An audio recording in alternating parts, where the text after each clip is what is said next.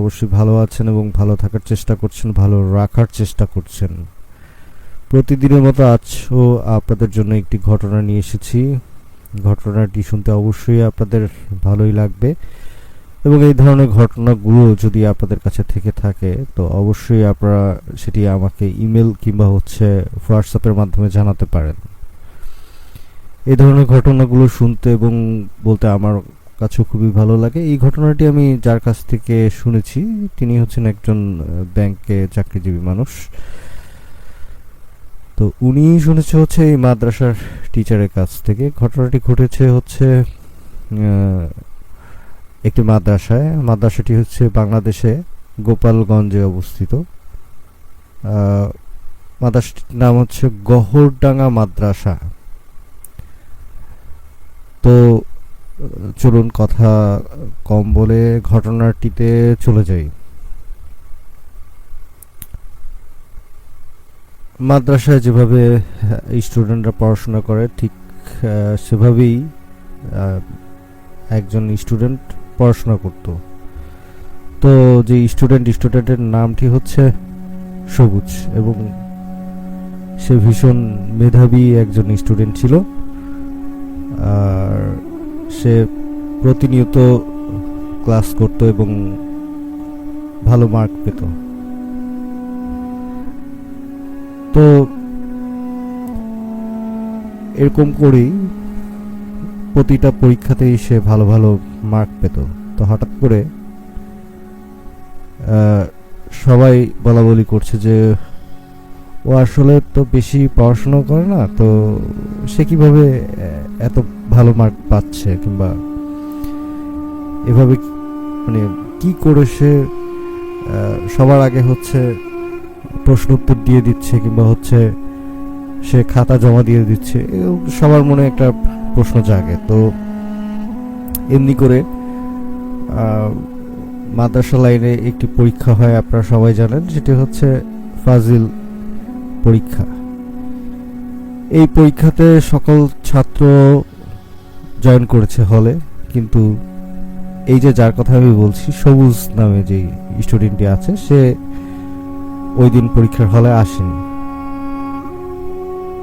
Sir এবং student সবাই বলাবলি করছে যে সবুজ কোথায় গেল, আজ কি সে পরীক্ষা দেবে না, কি হয়েছে তার।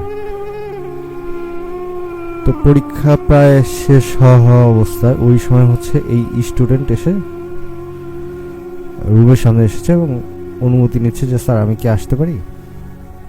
তো স্যার বললো হ্যাঁ আসেন, আর আপনি এখন কি লিখবেন খাতায়, আর কখন খাতা জমা দিবেন, পরীক্ষা তো শেষের পথে। তখন সে বলল যে স্যার প্রবলেম নেই, আমাকে শুধু খাতাটি দিন, আমি লিখে দিচ্ছি। তো ম্যাক্সিমাম ছাত্রদের পরীক্ষা প্রায় দেয়া শেষ, তারা বের হয়ে গেছে। অল্প কিছু ছাত্র ছিল এবং সময়ও হাতে খুবই অল্প ছিল। তখন স্যার বারবার করে বলছে আপনি এখন কি পরীক্ষা দেবেন, দেওয়ার দরকার নেই, পরে দিন নেক্সট। তখন সবুজ বলল না স্যার আমি এখনই পরীক্ষা দেব। তো পরে অনেক আকুতি মিনতি করার পরে স্যার তাকে খাতা দেয় এবং সে 10 মিনিটের মধ্যে সকল প্রশ্নের উত্তর দিয়ে সে চলে যায়। ওই দিন থেকে স্যারদের মনে প্রশ্ন জাগে যে এই ছেলে মানে এত কম সময়ের মধ্যে কিভাবে সে সব প্রশ্নের উত্তর দিয়ে দিল কিংবা লিখে ফেললো। এরপর তাকে অনেকদিন সেখানে দেখা যায়নি। তো হঠাৎ করে স্যার মাদ্রাসায় আসছে, এর মধ্যে তার সাথে এক মাঠে দেখা। তখন তাকে জিজ্ঞেস করলো যে সবুজ তুমি এত কম সময়ের ভিতর কিভাবে লিখলে, এটা কিভাবে সম্ভব হয়েছে, তুমি কি কিছু করেছো কিংবা তুমি কোনো ধরনের নকল কিংবা এই ধরনের কিছু করেছো? তখন সে বলল না স্যার এরকম কিছু করিনি।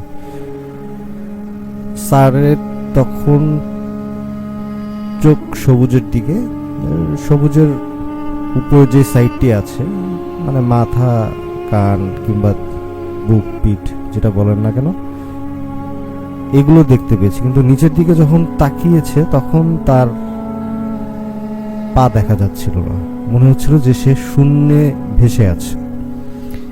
এটা দেখার পরে স্যার তো বুঝে গিয়েছে যে তুমি তো স্বাভাবিক নয়। তো